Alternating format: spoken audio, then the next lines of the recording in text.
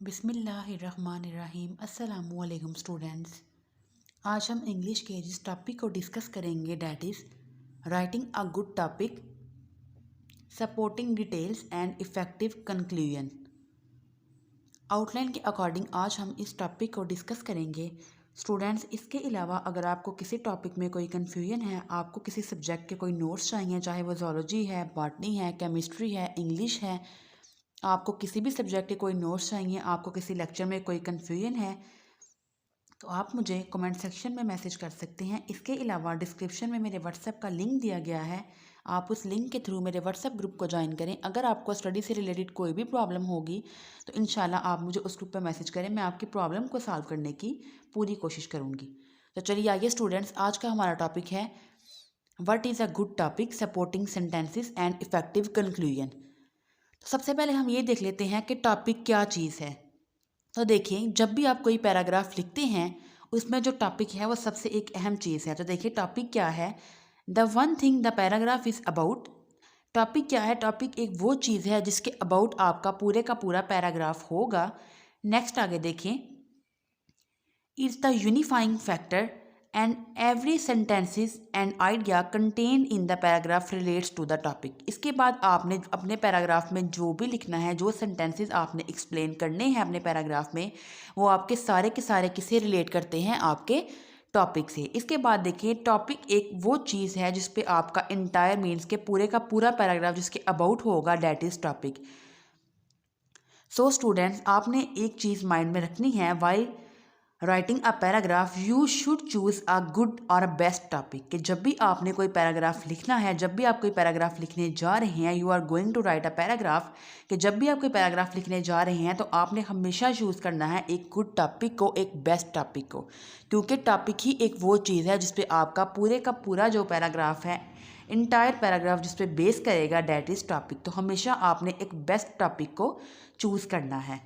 इसके बाद नेक्स्ट आगे हम देख लेते हैं सपोर्टिंग सेंटेंसेस क्या होते हैं। तो देखिए स्टूडेंट्स, आपने डिटेल वाला जो टॉपिक है इसमें आपने जो है वो सपोर्टिंग सेंटेंसेस इसमें एक्सप्लेन किए हुए हैं, आपने इसमें द मेन आइडिया को नहीं करना। इसके बाद थर्ड पॉइंट देखें डिटेल्स में, तो आप डिटेल्स की जगह लिखेंगे supporting sentences. Supporting sentences are the proof, support, explanation, reasons और examples that explain the paragraph main idea.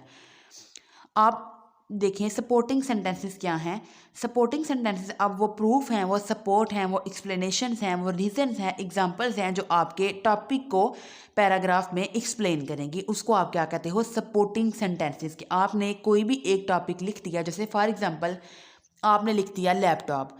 अब लैपटॉप लिखने के बाद आप उस पैराग्राफ में जितने भी सेंटेंसेस लिखोगे लैपटॉप के अकॉर्डिंग, लैपटॉप के बारे में, वो सारे की सारी क्या होंगी, सपोर्टिंग सेंटेंसेस होंगे जो आपके टॉपिक को सपोर्ट करेंगे, एक्सप्लेन करेंगे, that are called supporting sentences. तो देखिए सपोर्टिंग सेंटेंसेस क्या हैं।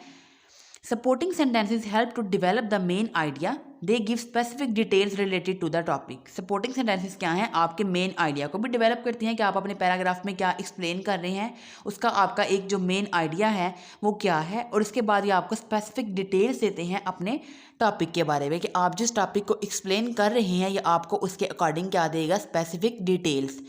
उनको आप क्या कहते हो, सपोर्टिंग सेंटेंसेस। अब एक हम एग्जांपल देख लेते हैं। पैराग्राफ नंबर 3 आप देखें, आपको नज़र आ रहा होगा, होप सो। पैराग्राफ नंबर 3 देखें, some plants require more light than others due to colouration of their foliage. के सम प्लांट्स को रिक्वायर होती है more light than the others से। अब रीज़न देखें, अब ये आपका क्या है, एक टॉपिक है कि कुछ प्लांट्स रिक्वायर करते हैं more light than the others. अब स्टूडेंट्स नेक्स्ट आगे जितने भी सेंटेंसेस आएंगे वो क्या होंगे, सपोर्टिंग सेंटेंस होंगे जो इस लाइन को, इस आइडिया को सपोर्ट करेंगे। तो नेक्स्ट आगे देखिए, plants with shades of white, yellow और pink in their leaves need more light. अब उन्होंने आपको बता दिया कि जो प्लांट्स हैं जिनके वाइट, येलो और पिंक लीव्स हैं, कलर के उनके शेड के उनके लीव्स हैं, उनको मोर लाइट चाहिए होती है than the plants with completely green foliage, as compare to उन प्लांट्स के जिनके ओनली जिनके जो लीव्स हैं वो ग्रीन कलर के होते हैं। फॉर एग्जांपल जो स्वेडिश ईवी प्लांट है जिसके कम्प्लीटली ग्रीन लीव्स हैं, require less light per day than a वेजिटेटेड Swedish ivy that contain shades of white, yellow and green in their leaves. तो देखें सबसे पहले हमारा जो मेन सेंटेंस था वो क्या था कि सम प्लांट्स को जो है वो रिक्वायर करते हैं लेस लाइट और सम प्लांट्स रिक्वायर करते हैं मोर लाइट। फिर नेक्स्ट सेंटेंसेस में उन्होंने ये एक्सप्लेन किया कि मोर लाइट किन को चाहिए होती है और लेस लाइट किन को चाहिए होती है, किन प्लांट्स को। तो देखिए जो फर्स्ट लाइन थी वो हमारा टॉपिक था, मेन आइडिया था। जो नेक्स्ट लाइन थी that are called supporting line, जो प्रूफ थी, एग्जांपल्स थी, सपोर्ट थे जिन्होंने हमारे आइडिया को सपोर्ट किया, that are called supporting sentences. तो आप इसके बाद अब हम नेक्स्ट देख लेते हैं कंक्लूजन। तो स्टूडेंट्स आपको इन दोनों पॉइंट की समझ आ गई होगी कि टॉपिक क्या है। फर्स्ट सेंटेंस होता है आपके पैराग्राफ का because it gives an overview of sentences to follow, कि जो आपको ओवरव्यू दे देता है कि अब नेक्स्ट आगे कौन से सेंटेंसेस आ रहे हैं। तो आप वो that is called main idea या टॉपिक, कि टॉपिक जो है वो फर्स्ट लाइन है जो आपको पैराग्राफ के बारे में एक ओवरव्यू बता देता है। जैसे देखें मैंने आपके सामने एक फर्स्ट लाइन पढ़ी कि some plants require more light than others. अब आपको एक जो है वो हिंट मिल गई कि इस जो है पैराग्राफ में ज़रूर इसमें जो है वो प्लांट्स के बारे में ही बात की हुई होगी इस पैराग्राफ में, और इसमें ये बताया गया होगा कि किस तरह कुछ प्लांट्स रिक्वायर करते हैं मोर लाइट और किस तरह कुछ प्लांट्स रिक्वायर करते हैं लेस लाइट। तो इस तरह आपको फर्स्ट सेंटेंस से ही पता चल गया, आपको एक ओवरव्यू मिल गया कि इस पैराग्राफ में आपको क्या चीज़ें एक्सप्लेन, नेक्स्ट आगे क्या चीज़ें एक्सप्लेन होंगी। तो इस तरह आपको एक हिंट मिल जाती है किससे, आपके टॉपिक से। तो हमेशा आपने एक बेस्ट और एक गुड टॉपिक आपने हमेशा चूज़ करना है। तो स्टूडेंट्स नेक्स्ट अब हम आगे देख लेते हैं कंक्लूजन को। इफेक्टिव कंक्लूजन आपका आउटलाइन का टॉपिक है, इफेक्टिव कंक्लूजन। अब ये देखेंगे एक ऐसे की कंक्लूजन है, बट आप इसको पैराग्राफ की कंक्लूजन में भी लिख सकते हैं बिकॉज कंक्लूजन तो दोनों की सेम होती है। अब देखें as the introduction should arouse interest, कि आपका इंट्रोडक्शन भी पैराग्राफ का ऐसा, आपका टॉपिक ही ऐसा होना चाहिए कि वो इंटरेस्ट जो है वो अराइज करे स्टूडेंट्स में या फिर रीडर में। इसके बाद देखें द कंक्लूजन शुड सेटिस्फाई, तो आपकी कंक्लूजन भी क्या होनी चाहिए, सेटिस्फाइंग होनी चाहिए।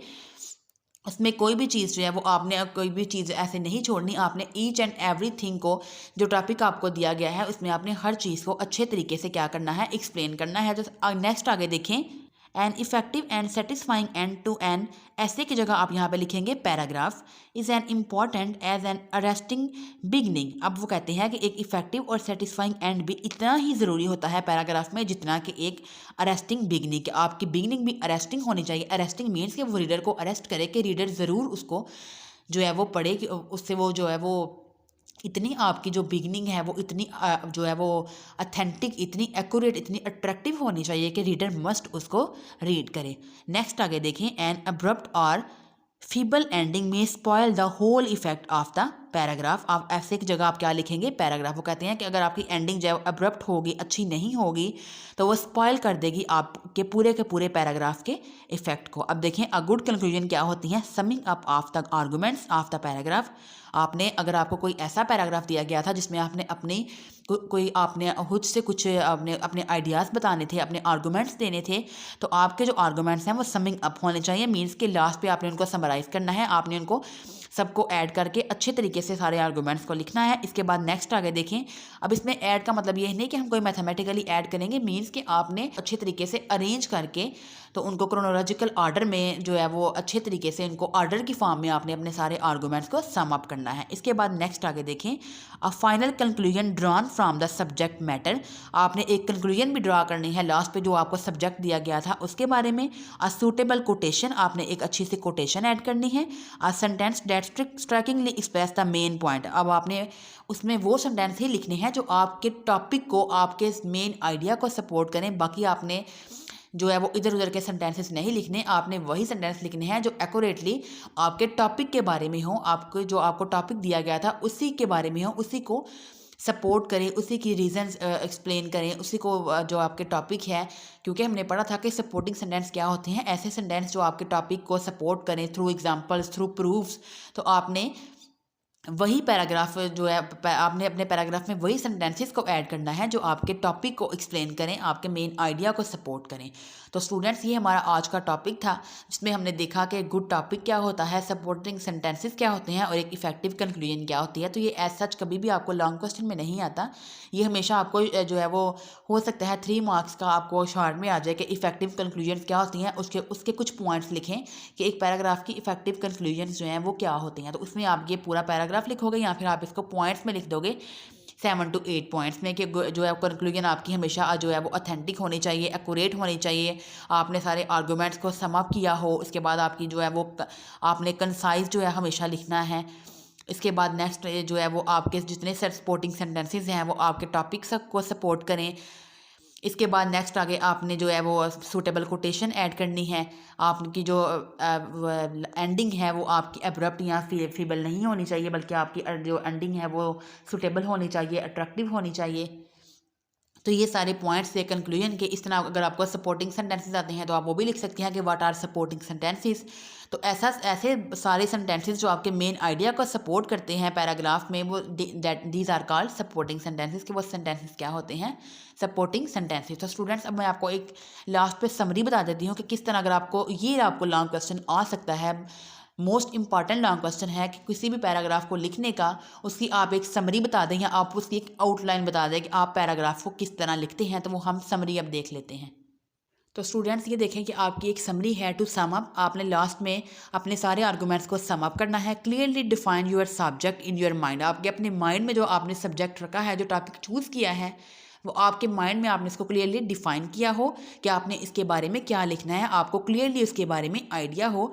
ये ना हो कि आपको उसके बारे में जो है वो कुछ आपने इन्फॉर्मेशन कलेक्ट नहीं की और आपने वो पैराग्राफ जो है वो रैंडम ही चूज़ कर लिया, तो वो रॉन्ग होगा। फिर आप अपने पैराग्राफ को इतना अट्रैक्टिव नहीं बना सकेंगे। तो आपने जो सब्जेक्ट चूज़ करना है उसके बारे में आपने सारी इन्फॉर्मेशन गैदर करनी है। देन आपने उस जो है वो उसको टॉपिक को आपने चूज़ करना है। इसके बाद नेक्स्ट आगे देख लेते हैं, थिंक ओवर इट। आपने इसके बारे में सोचना है until ideas about it comes into your mind and jot down the points down on paper as they appear in your mind. अब देखें, जैसे जैसे अब जो है वो अब पॉइंट्स आपने उसके बारे में सोचा, आपके माइंड में पॉइंट्स आना स्टार्ट हो गया, आपने उसको जॉट डाउन करना है पेपर के ऊपर। जैसे जैसे वो आपके माइंड में आएंगे, until ideas appear as they occur to you, numbering them. अब जैसे जैसे आपके माइंड में वो पॉइंट्स आते जा रहे हैं, आपने उसको नंबरिंग दे लेनी है ताकि आपको याद रहे कि मैंने लाइन वाइज, क्योंकि आपने ऐसा नहीं करना कि आपको कोई पैराग्राफ दिया गया है, कोई टॉपिक दिया गया है आपको, तो आपने ऐसा नहीं करना कि हो सकता है ऐसा पैराग्राफ जो जो स्टार्ट में आना चाहिए था लेकिन आपने उन सेंटेंसेस को लास्ट पे लिख दिया है, तो वो आपका मेथड रॉन्ग हो जाएगा। तो आपने नंबरिंग दे लेनी है, साथ साथ ही कि आपको याद रहे कि मैंने इस चीज़ को पहले एक्सप्लेन करना है, इस पॉइंट को, और इस पॉइंट को मैंने बाद में एक्सप्लेन करना है। इसके बाद नेक्स्ट आगे देख लेते हैं, classify these points in group under suitable headings, rejecting any that are unsuitable. अब आपने क्लासीफाई कर लेना है अपने सारे पॉइंट्स को हेडिंग में, और अगर आपको कोई ऐसा लगता है कि जो अनसूटेबल है तो आपने इसको रिजेक्ट कर देना है। इसके बाद नेक्स्ट आगे देखिए, arrange these headings in a bare outline. आपने उन सारी हेडिंग्स की एक आउटलाइन बना लेनी है। फिल द आउटलाइन, फिर आपने उस आउटलाइन को फिल करना है, मेकिंग अ फुल आउटलाइन। इसके बाद नेक्स्ट आगे देखिए, no begin to write a paragraph. ऐसे की जगह आप लिखेंगे। अब आपने पैराग्राफ को राइट करना शुरू कर लेना है और उसको डिवाइड कर लेना है इंटू सब पैराग्राफ्स में। मीन्स के आप यहाँ पे इंटू पैराग्राफ्स की जगह लिखेंगे इंटू सब पैराग्राफ्स के, आपने उसको छोटे छोटे पैराग्राफ्स में डिवाइड कर लेना है। इसके बाद देखिए, आपका इंट्रोडक्शन अरेस्टिंग होना चाहिए। इसके बाद नेक्स्ट आपने सपोर्टिंग सेंटेंसेस लिखने हैं जो आपके पैराग्राफ को एक्सप्लेन करें। ये बी पॉइंट को आप स्किप कर सकते हैं। अब इसमें देखें, आप ये लिखेंगे कि आपके जो सपोर्टिंग सेंटेंसेस हैं वो एक्यूरेट होने चाहिए, उसमें ग्रामेटिकल मिस्टेक्स नहीं होनी चाहिए, वो ऑथेंटिक होने चाहिए, क्रोनोलॉजिकल ऑर्डर में होने चाहिए। तो इसमें आप बी पॉइंट में जो मैं पॉइंट्स आपको बता रही हूँ, इसमें आपने वो लिखने हैं। इसमें आपके ग्रामर की मिस्टेक्स नहीं होनी चाहिए, सेंटेंसेस का आपस में इंटरलिंकेज होना चाहिए। ये नहीं कि सेंटेंस आपस में को रिलेट ही ना करें, सेंटेंस का आपस में को रिलेशन होना चाहिए, अथेंटिक हो, एक्यूरेट हो, ग्रामेटिकल मिस्टेक से दूर हो, कि इसमें कोई भी ग्रामेटिकल मिस्टेक्स नहीं होनी चाहिए। इसके बाद नेक्स्ट आगे देखिए, make the conclusions effective and satisfying. आपके जो कंक्लूजन है वो इफेक्टिव एंड सेटिस्फाइंग होनी चाहिए। लास्ट वन पॉइंट देखें, right in a simple, concise, clear, direct and natural style. कि आपने हमेशा सिंपल, कंसाइज, क्लियर, डायरेक्ट और नेचुरल स्टाइल में अपने पैराग्राफ को लिखना है। तो स्टूडेंट्स, ये कुछ पॉइंट्स हैं जो आप लिख सकते हैं। अगर आपको लॉन्ग क्वेश्चन में आता है कि किस तरह एक पैराग्राफ की बेयर आउटलाइन बना के दें, तो उसमें आप ये जो 8 पॉइंट्स हैं इनको आप एक्सप्लेन करेंगे। तो स्टूडेंट्स, ये हमारा आज का टॉपिक था। अगर आपको इस टॉपिक में कोई भी कन्फ्यूजन हो तो आप मुझे कमेंट सेक्शन में मैसेज करें। इसके अलावा डिस्क्रिप्शन में मेरे व्हाट्सएप का लिंक दिया गया है, उस लिंक के थ्रू आप मेरे व्हाट्सएप ग्रुप को ज्वाइन करें। आपको अगर और किसी टॉपिक पे कोई वीडियो चाहिए तो आप मुझे वहाँ पे मैसेज कर सकते हैं। तो इंशाल्लाह हम एक नई वीडियो के साथ मिलेंगे, तब तक के लिए अल्लाह हाफिज़।